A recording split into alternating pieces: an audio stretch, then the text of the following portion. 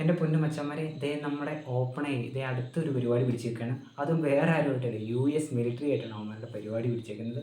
അവരൊരു US മിലിറ്ററിക്ക് വേണ്ടി ഒരു ഇനിഷ്യേറ്റീവ് എടുത്തേക്കാണ്. മെയിനായിട്ട് ഒരു ഡിഫെൻസീവ് ആയിട്ടുള്ള ഒരു സൈബർ സെക്യൂരിറ്റി AI ഡെവലപ്പ് ചെയ്യുക, അതേപോലെ തന്നെ അഡ്മിൻ പാനലായിട്ട് വർക്ക് ചെയ്യുക. അതായത് കുറേയധികം എക്യുപ്മെൻറ്റ്സ് ഉണ്ടല്ലോ, ഡിഫെൻസീവ് ആയിട്ടുള്ള കുറേയധികം എക്യുപ്മെൻറ്റ്സ്, അതിൻ്റെ സപ്ലൈ, ഓർഡർ, ഇതെല്ലാം കൺട്രോൾ ചെയ്യുക. ഇതൊക്കെയാണ് ഇപ്പം ChatGPT പിടിച്ചേക്കുന്ന പരിപാടി. ഇതിൻ്റെ വേർത്ത് എന്ന് പറയുന്നത് $200 മില്യൺ ആണ് ഈ ഒരു പരിപാടിക്ക് വേണ്ടി US ഗവൺമെൻറ് ChatGPTക്ക് കൊടുക്കാൻ പോകുന്നത്.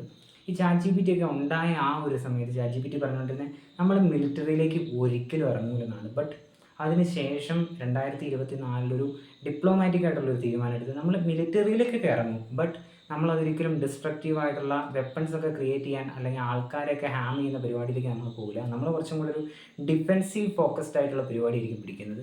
അങ്ങനെയാണ് ഇപ്പം ഇവിടെ ഈ സൈബർ സെക്യൂരിറ്റി, ഡിഫെൻസീവ് ആയിട്ടുള്ള ഈ സൈബർ സെക്യൂരിറ്റിയിലേക്കൊക്കെ US ഗവൺമെൻറ്റിൻ്റെ ഇനിഷ്യേറ്റീവ് വഴിയായിട്ട് ChatGPT ഇപ്പം വന്നേക്കുന്നത്. ഇപ്പം നമ്മുടെ US ഗവൺമെൻറ്റിന് ChatGPT ഉണ്ട്. ഇനി നമ്മുടെ ഇന്ത്യൻ ഗവൺമെൻറ്റിന് ഏത് AI ആയിരിക്കും ഹെൽപ്പ് ചെയ്യാൻ പോകുന്നത്?